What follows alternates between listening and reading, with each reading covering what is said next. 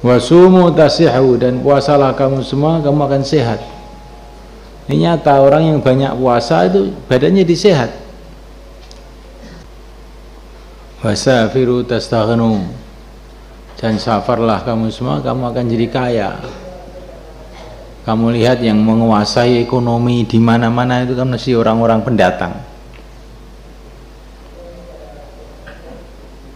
Orang-orang yang tinggal, yang tempatan itu ekonominya biasanya susah. Ya tidak semua, tapi di mana saja orang pendatang itu lebih kaya daripada orang-orang penduduk asli. Di mana aja itu.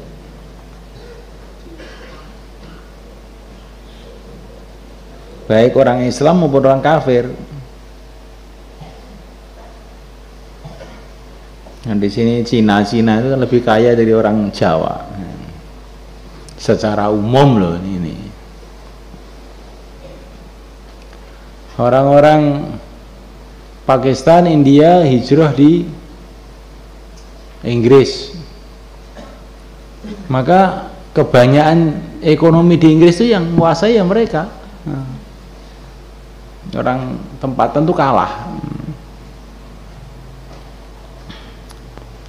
Termasuk para sahabat Muhajirin yang datang ke Madinah nggak bawa apa-apa, nggak punya apa-apa, akhirnya lebih kaya dari orang Madinah, orang Ansor yang tempatan tuh akhirnya jauh kalah dengan orang Muhajirin. Jadi dengan safar itu memang Allah kasih kemudahan-kemudahan dalam rizki, itu memang nyata di mana-mana. Makanya orang Padang itu di mana-mana mesti bikin warung Padang. Ya. Mereka itu malu kalau di rumah aja, pokoknya harus merantau. Ya, di mana-mana ya cukup baik anunya itu, ekonominya itu.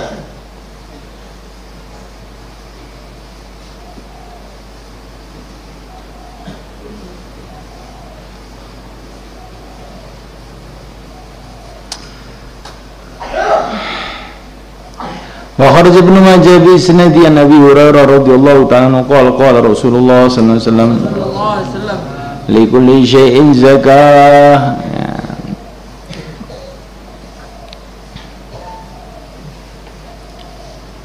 Termasuk pejuang juga, pejuang yang suka safar itu jadi lebih kaya daripada pejuang yang cuma doprok aja di rumah. Gerakan dakwah di dunia ini yang paling banyak safar itu ya orang tabligh itu. Maka orang tabligh itu ya di antara gerakan yang ada di dunia ini yang paling banyak rizkinya. Masanya nyatanya begitu. Mana kelompok bisa ngirim orang-orang ke Amerika, ke Cina, ke Belanda, ke seluruh dunia hari-hari ribu-ribu orang. Kelompok mana yang bisa begitu? Enggak ada seluruh dunia itu.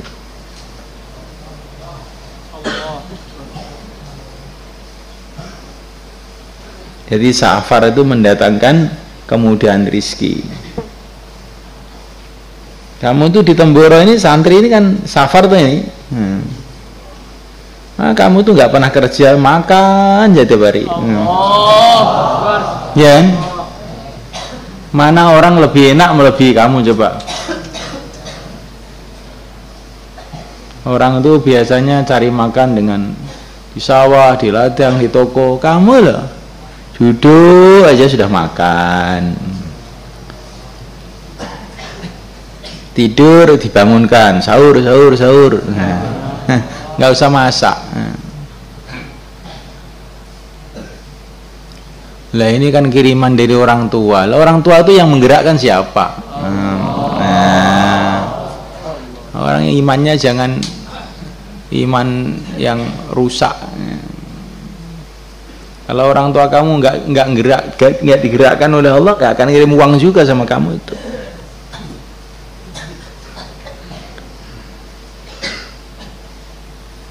Maka orang itu pikirannya jangan Saya orang Kalimantan, pokoknya ya pulang ke Kalimantan, mati di Kalimantan. Saya orang Temboro, ya hidup di Temboro, mati di Temboro. Jangan begitu. Rasulullah lahir di Mekah, hijrah ke Madinah, wafat di Madinah. Itu pikiran. Kalau orang-orang, kalau di sini ada orang Surabaya atau orang mana, orang kota-kota itu, ulama-ulama di kota kamu itu kebanyakan nanti kan orang pendatang. Iya, termasuk di Temboro ini. Saya ini pun juga aslinya bukan orang Temboro, mbah-mbah saya itu, mbah saya orang Brebes sana. Nah, ada orang Jogja, ada orang Surabaya. Nah, jadi pendatang ini, dulu mbah-mbah saya itu juga pendatang di Temboro ini. Nah, kamu jangan pikir mau doprok di tempat kelahiran, mati di tempat kelahiran, jangan begitu.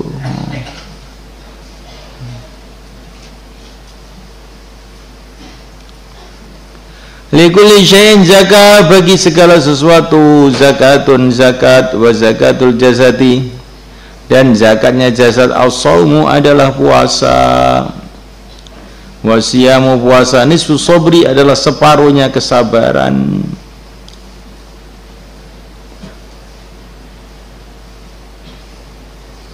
Segala sesuatu ada zakatnya, zakatnya jasad adalah puasa. Jadi orang yang nggak puasa itu seperti badannya itu nggak dizakati. Harta yang tidak dizakati banyak musibahnya. Maka badan yang nggak dizakati itu nanti banyak penyakitnya. Penyakit itu ada dua, penyakit dohir, korengan, kukulen, dan sebagainya. Penyakit batin yang lebih bahaya lagi, sombong, malas. Nah, itu mana? Langsung tim. Ayo bagi-bagi. Tiga. Kau sing di bagiannya, alhamdulillah, gak bagiannya studi bagian yang naik. Kau melak itu.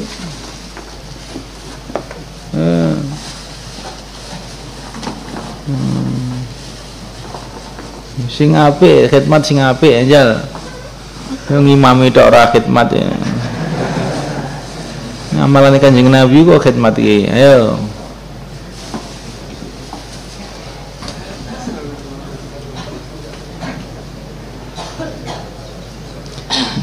Ambil 3 boleh, ambil 1 juga boleh, biar rata. Kalau yang ambil 3 supaya kamu dapat pahala sedekah, dibagi temannya separuh dibagi. Ittaqun nar walau bisyikki tamrah. Selamatkan diri kamu dari neraka walaupun separuh kurma. Nah, temannya dikasih separuh gitu.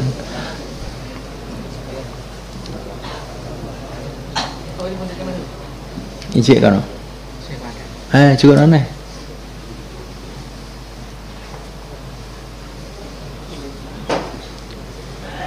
As-shaum wasyamu nisfu sabri.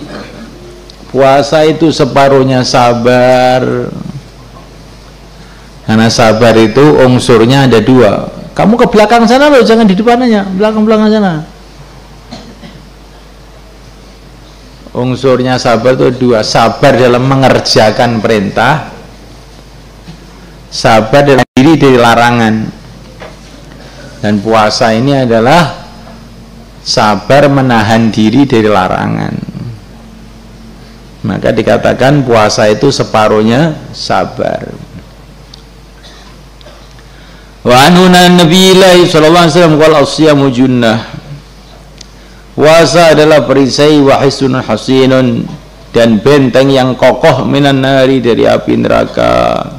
Rahmat bi sanadin hasan. Nah, kalau bentengnya terbakar bagaimana? Puasa itu benteng dari api neraka. Tapi musibah yang paling besar kalau puasanya itu sendiri terbakar. Bagaimana puasa terbakar? Waktu puasa gunjing orang, Puasa melihat yang haram. Dibentengi dhewe kuwi, bagaimana mau jadi benteng wong bentengnya sendiri terbakar. Jadi api bentengnya itu.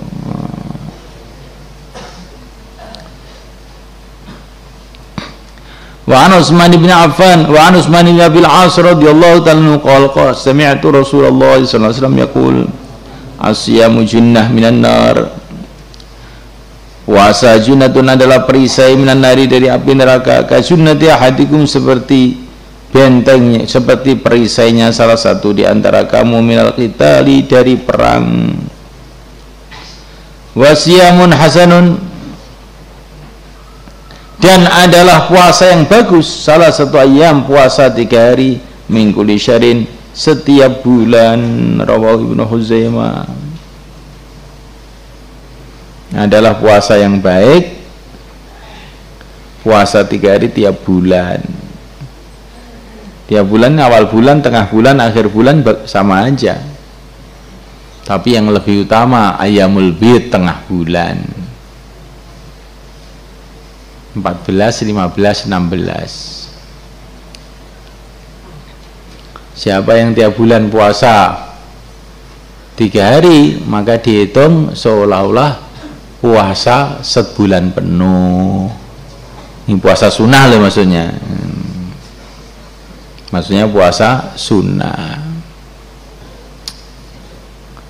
Dan puasa itu adalah benteng, benteng dari neraka di akhirat, benteng dari maksiat di dunia. Maknanya kalau kamu puasa tiap bulan 3 hari, kamu perhatikan betul ini, dan kemudian kamu dihitung wal hasanatu bi asyri amsalihha, dihitung puasa 30 hari, maka 1 bulan itu kamu terbentengi dari api neraka di akhirat. Di dunia terbentengi dari maksiat. Jadi orang itu kalau puasa tiap bulan 3 hari itu nanti insya Allah dia akan jauh dari maksiat.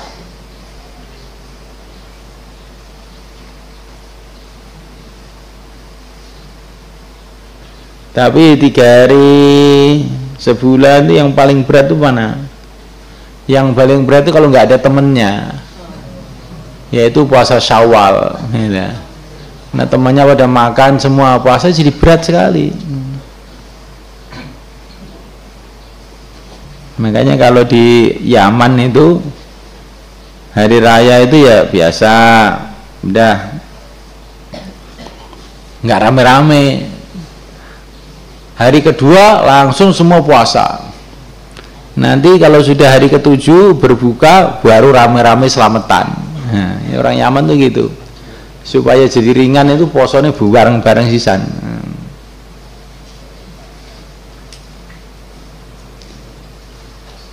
Lah kula niki ajeng poso mboten enten kancane.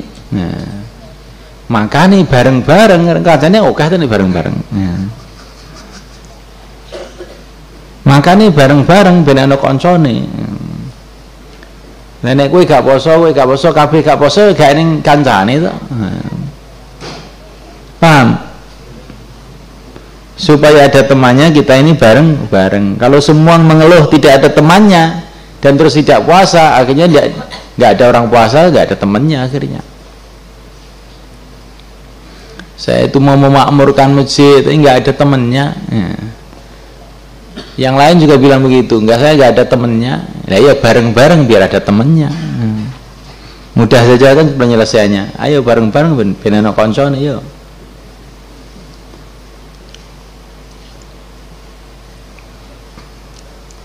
Wa an Jabir radhiyallahu anhu qala Rasulullah sallallahu alaihi wasallam asyamu junnah.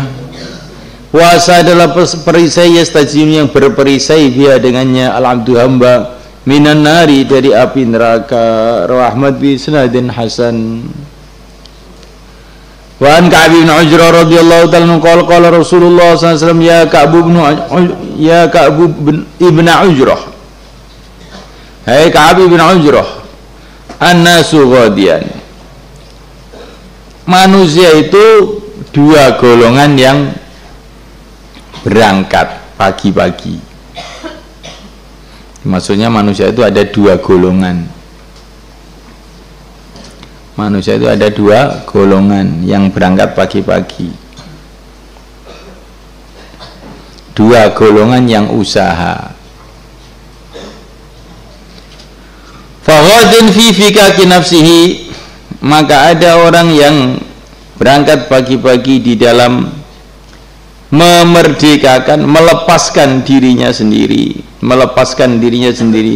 famu'tiquha, maka dia akan memerdekakan dirinya sendiri. Jadi ini digambarkan manusia itu ada dua golongan yang usaha. Yang satu golongan usaha di dalam melepaskan dirinya sendiri, kemudian memerdekakan dirinya sendiri. Maksudnya apa ini? Seperti seorang budak. Budak itu dikasih tahu oleh tuannya, kamu akan saya bebaskan kalau kamu bayar tiap hari sekian dirham selama 1 tahun. Kalau setiap hari bayar 2 dirham selama 1 tahun, kamu saya merdekakan. Lah begitu juga manusia itu, ada yang manusia seperti itu. Ada janji dari Allah, kalau kamu tiap hari sholat 5 waktu, maka kamu akan saya selamatkan dari api neraka. Maka dia ini tiap hari sholat, akhirnya dia bebas dari neraka. Ada orang seperti itu, usahanya itu untuk menyelamatkan diri sendiri. Puasa, sholat, zakat, puasa, haji, dakwah, ini semua adalah setoran-setoran untuk menyelamatkan diri kita dari api neraka. Wagodin, dan keduanya adalah orang yang pagi-pagi berangkat, pagi-pagi usaha, famu bikuha, maka dia menghancurkan dirinya sendiri. Dia ada kedua golongan, golongan yang tiap hari usaha membebaskan dirinya, ada golongan yang hari-hari usaha menghancurkan dirinya sendiri. Tiap hari nyicil maksiat dikit, lama-lama banyak, terus ke neraka. Usaha dalam menghancurkan diri sendiri. Tiap hari dicicil, tidur, akhirnya 10 tahun di pesantren, baru mungsorib nggak hafal. Akhirnya setelah daurah pelongo kayak manuk enom. Dicicil dari sedikit. Begitu juga mau jadi orang alim, dikit tiap hari 1 kalimah, 2 kalimah, tahu-tahu 10 tahun jadi orang alim, minhaj hafal, Quran hafal. Allahumma ij'alna minhum. Ya Ka'ab bin Ujrah, as-salatu qurban. Salat itu adalah mendekatkan diri kepada Allah. Kurban dari qaruba yakrubu. As-salatu qurban. Salat itu adalah pendekatan seorang hamba kepada Allah. Maka ini hadis ini sering diriwayatkan oleh orang-orang sufi dengan makna, tidak dengan lafaz. As-salatu mi'rajul mu'minin. Tapi hadis as-sholatu mi'rajul mu'minin itu saya belum temukan lafadznya seperti itu. Yang ada ya kurban. Dalam riwayat yang lain kurbanul mu'minin. As-sholatu kurbanul mu'minin. Kurban maksudnya mi'raj itu mendekat kepada Allah. Jangan tolak-tolak kamu apa? Madep sini. Madep sini. La haula wala quwwata illa billah. Orang itu jangan terbiasa, terpengaruh dengan suasana. Ngaji yang ngaji. Tiru Imam Abu Hanifah itu. Di tengah-tengah ngaji, tahu-tahu ada ular jatuh dari atap di pangkuan beliau. Beliau tidak bergerak. Itu namanya orang tawajuh, ini jadi orang alim, bukan ada apa tolah, orang tidak bermutu. Yang tolah itu orang tidak bermutu. Biasakan tawajuh, nanti kan banyak manfaat.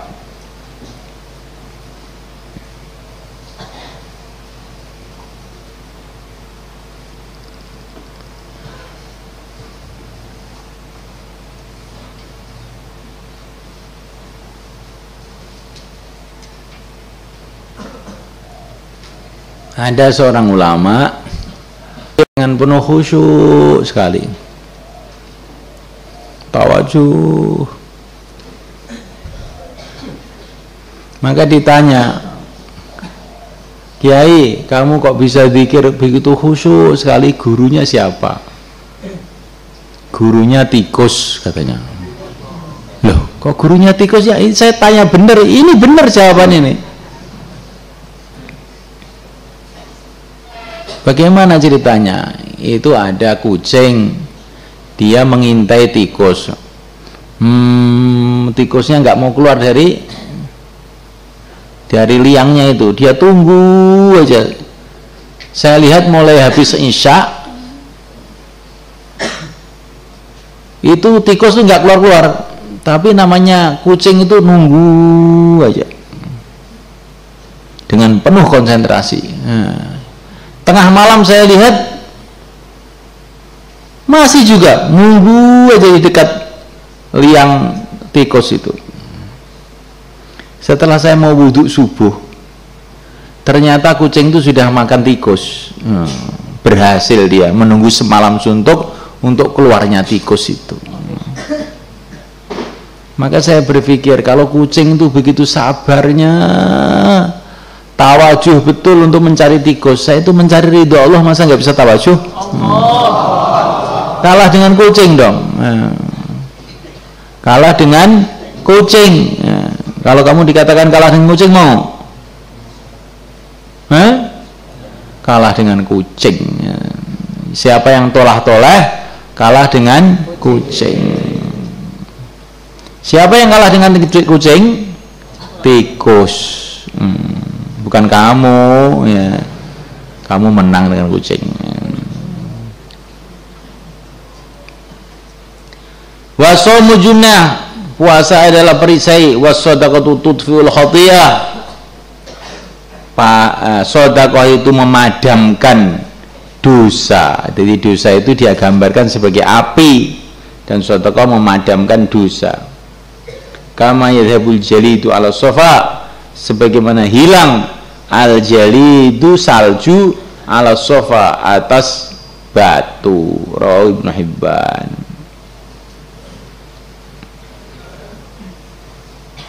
Batu kamu taruh di atasnya salju, es, ya tidak lama mencair, hilang. Begitu juga dosa-dosa itu kalau orang banyak sedekah akan hilang.